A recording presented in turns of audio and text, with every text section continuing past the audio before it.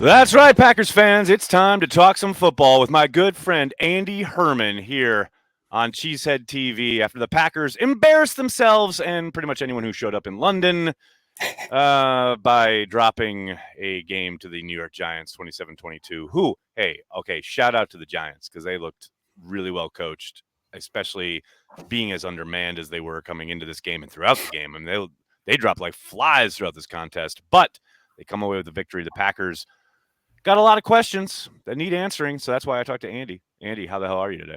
I'm doing great. Can we start with something? I'm going to hijack the show. Can we start with something positive? You were in London, Yes, sir. and we know the game did not go according to plan, but Correct. the whole experience looked beyond amazing, and I had fear of missing out the entire time. So that whole thing looked awesome.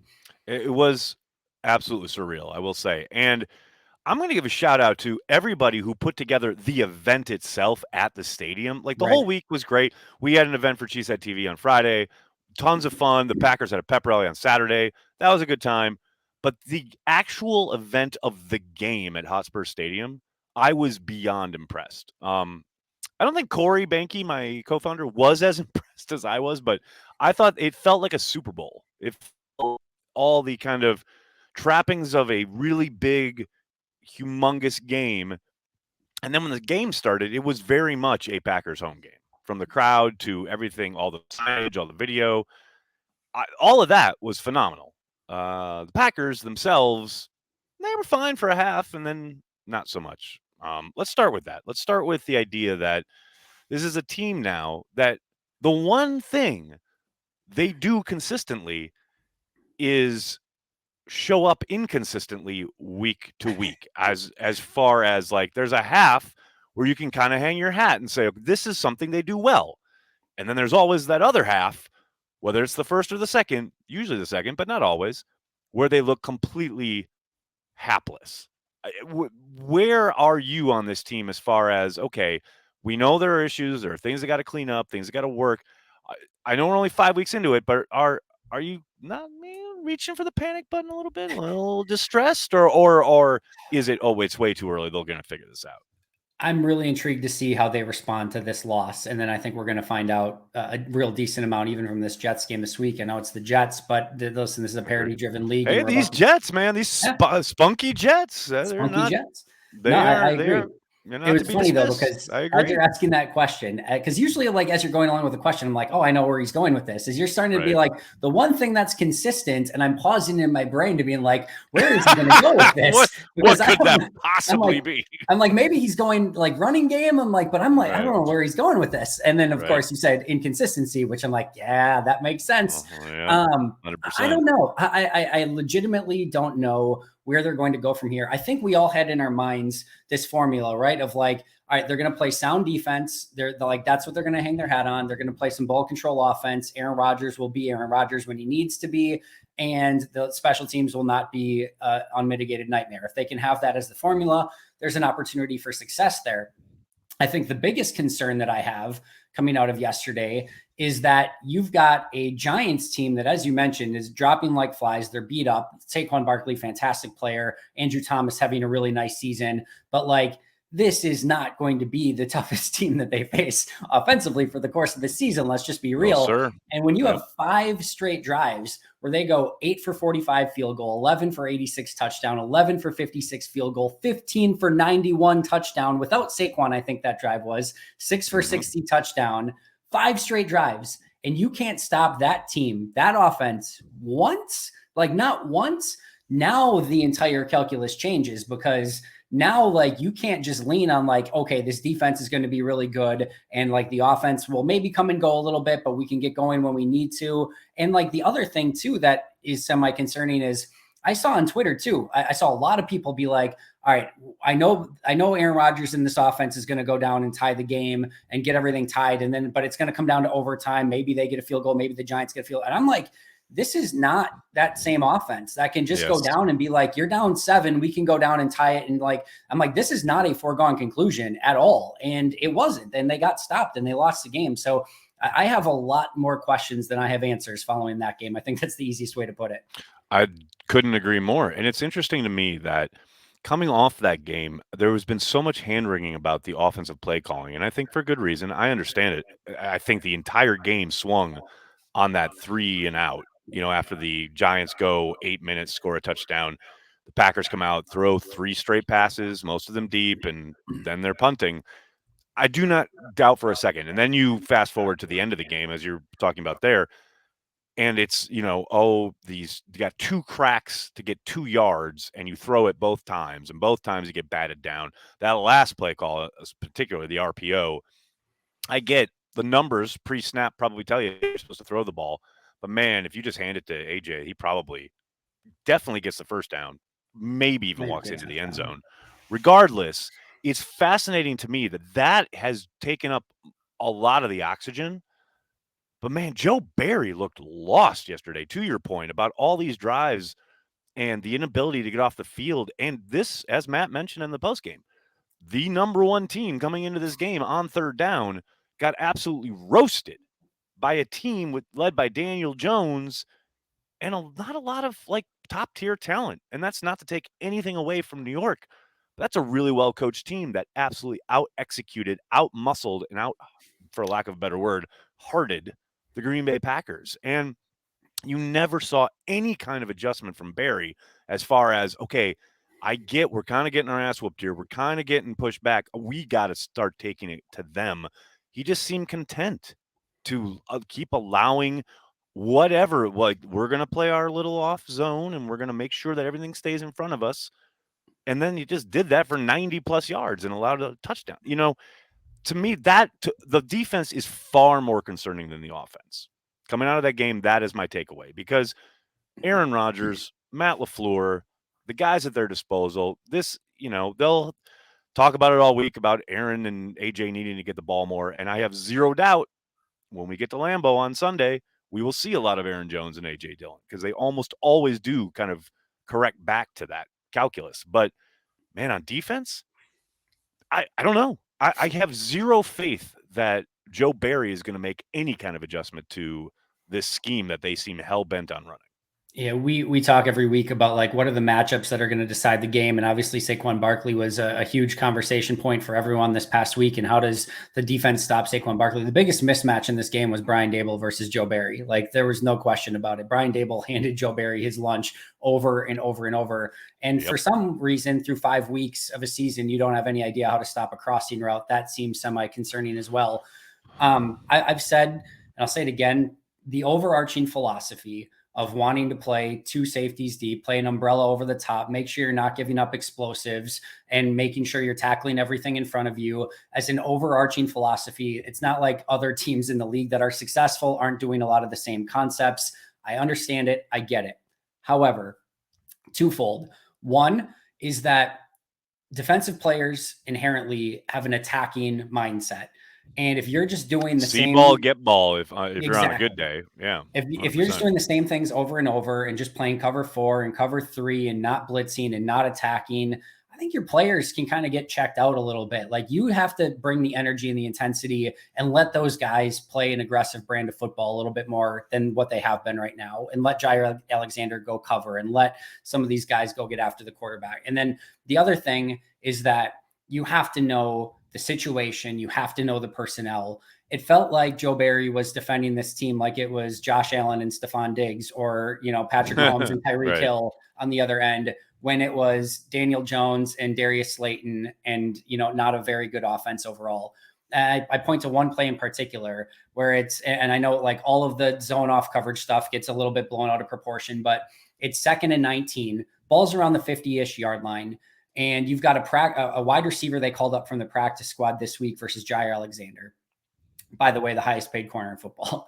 And Jair Alexander is 12 yards off the line of scrimmage. And the practice squad wide receiver just goes 5 yards, turns around, makes a catch, it's a poor angle, and he gets 12 yards out of it. And the next play, they get off the field on 3rd down. And I think the overall calculus is like, okay, like job well done, we got off the field. But that's what we want to do, right? But that 12-yard play moves them into field goal range. You get the stop on the next down and you get 3 points out of it because you're conceding and allowing that easy completion to the outside.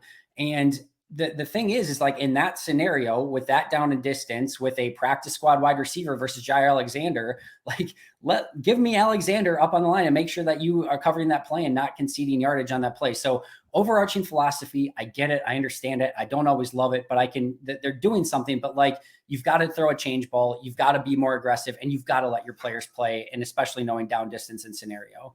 It's interesting too because that is the overarching philosophy, right? The too high shell, keep it in front of you, etc. And to your point, the crossers. I think Mike Renner had a tweet out earlier this morning about the yardage wise overall. The Packers are near the top as far as limiting actual overall yardage, but on crossers, they're absolutely getting killed. Which actually, of course, you'd think about it, and yeah, that makes perfect sense. As far as we're not going to let you beat us deep, we're not going to let you go vertical, but man, you can cross against us all day long, and the idea being we're going to come up and make the tackle. Now, I think especially in the second half, the Packers did a really poor job of that. And to that point, there are some players that need to start playing better. One of them is Darnell Savage. Another one is Devondre Campbell. I would throw, I know he's a rookie and he has some really nice explosive plays and you get really excited, but Quay Walker as well. Those are your guys and your mainstays. And you throw in the mix everything you saw from Rasul Douglas today. I know it's been talked about a lot in regards to, is he playing out of position? I very much think so. But even if he is going to play in the slot as your nickel guy, etc., he needs to play better there. And Stokes, I mean, we all talked about what a great rookie season he had, and he did. But man, you talk about a guy who has not stepped up. This is a whole. These are all players who undoubtedly need to play better. So, yes, 1,000%. And I am number one. Joe Barry needs to can adjust and absolutely play to his talent strengths, but his talent also needs to play better across the board. Yeah, I totally agree. But at the same token, I look at coaching as well, and one of the things that I'm looking at from a coaching standpoint is like, okay, in totality, if we're looking at this team right now, how many players are overachieving and how many are underachieving? If we're looking at kind of like expected results going into the season, Rashawn's having a fantastic year. Kenny's playing out of his mind, but in a way, you sort of expected both of those things, right? I'm not saying that you take away anything, but you sort of expected. No, but things. Like that's the standard, right? Because they're so good. Of course they are because they're so fucking good. That's the standard that they've set. Yep. So that's kind of the standard for those two. Outside of those, on defense, I would very much struggle to find one player who I think is overachieving so far. And I would find even harder. Like it's just as difficult to almost find guys who are like living up to expectations so far. And same thing on the offensive side. Very few people that I can point to and be like, man, I can't believe this player is just playing out of his mind. Aaron Jones playing very good football. I don't think there's any question about that. Dylan's playing solid. But like there are very few players on this team as a whole that I can point to and be like, they're either at the level I expected them to be or almost nobody playing above my expectations right now. And to me, that's whether that is marrying scheme to talent or whether that's getting the most out of your talent, like that is coaching too. And it's just, it's frustrating all the way around. It is. I'm really glad you brought that up because I do believe, like, look, you talk about guys playing up to expectation or below or whatever. I can't point to a wide receiver out of their whole group that isn't doing exactly what I thought he would do coming into this year. I'm not saying that like, oh, they're all, well, this is the best you can get out of them because I don't think that's true. I think they are great complementary pieces. But because the coach and the quarterback insist on playing through the wide receivers who do not compare to the top flight talent around the league, that doesn't mean that's not a slight. It's just like Alan Lazard and Randall Cobb do not match up with the top weapons at the position in the NFL. They just don't. I'm sorry. They're not Devontae Adams. They're not Stephon Diggs. It's just, and that's not a slight, but it's the reality of who they are. They are great complementary pieces. The offense needs to be run through the talent, which is in and resides in the backfield. And I've seen a lot of Packers fans be like, well, Aaron Rodgers is 4-time MVP. That's great, but that doesn't help solve the equation of you're trying to play spread offense like you have for the last 10 years. You are not that quarterback anymore. You are way more successful when you run the ball and work play action, work off of that action, try to get rollouts and bootlegs and things off of that. That's this offense. Or the paper cutting that we saw in the kind of first half where they're dinking and dunking, they're moving up and down the field. But the fact that they continue to call these deep developing routes and try to get Aaron Rodgers hero ball shots, it blows my mind how stubborn they are. The answer is so apparent. And as we talked about before, each and every month, seemingly, we have one game where Aaron Jones gets completely forgotten about, the best player on offense. And then we hear from both Aaron and Matt, oh, well, we definitely got to do a better job of getting Aaron the ball. And then I have zero doubt we go into Lambeau on Sunday, Aaron Jones will touch the ball 20 times, you know? But it just baffles me. It absolutely baffles me that is so apparent, yet they choose to ignore it. That's what kind of drives me insane. I think there's always all right, how do you want to call plays? Do you want to call it to attack a specific style of defense, or do you want to call plays to get the ball in the hands of your playmakers and make a difference, right? The sort of the Jimmies and Joes or X's and O's sort of things. And I do feel like times that, Matt LaFleur's strength and one of the things that he tries to do is take a snapshot, and same thing with Rodgers at the line is like, what's the defense doing, where's the space, and where can we attack? And there's a time and a place where you count up 8 guys in the box and you see a one-on-one on the outside, and like that's the area of the field that you want to attack, and that's the mismatch, right. And that's what you want to do. And that all sounds great if you've got a Devontae Adams over there, if you've got like a player who's going to consistently win on the outside. But if you don't, sometimes even if the numbers dictate where you should go and you're like, all right, one-on-one on the outside, my analytical mind tells me that's where I should be targeting rather than 8 guys in the box and handing the ball off. Sometimes just getting your best player the ball, regardless of situations or what the numbers say, is the absolute best thing you can do. And it would be ridiculous if like you had the Giants had Saquon Barkley and they were like, oh, they got 8 guys in the box. Abort the run. We can't run the ball. They've got Perfect example. Like, the big run from Barkley. Yeah. Savage is down in the box. Like that's they're not playing. That's not like they don't have numbers there. That's not a strength, but they run it anyway because that's who they are and that's their best player. That's what drives me insane. That's what it's like. They're hell bent on Aaron Rodgers getting the numbers. I guess I have no idea, and it's to the detriment of the offense. And it's becoming predictable too, because like there's a play where the Giants are showing blitz and it's one of the little screens to the outside to the wide receivers. They're showing blitz and the ball is snapped and they're shooting to the outside. Like they almost know, like, all right, we're ready for it. If we just show this, and like if this, then this. Like it can't be that pragmatic where you're just like, again, if all right, we see numbers, we got to do this. Like you have to sometimes, again, throw a curveball, not become as predictable. It's on both sides of the ball. The double A gap blitz that you show in the quarterback, the Giants have a QB sneak called. If they think they're actually going to bring the double A gap blitz, you can't run a QB sneak into that, but they know Barry's going to like fly his linebackers out and everybody not actually go out. it. Right. Although I will say the players, and I don't think this had anything to do with Joe, although maybe it did. Who knows? Like maybe told him to look for it or whatever.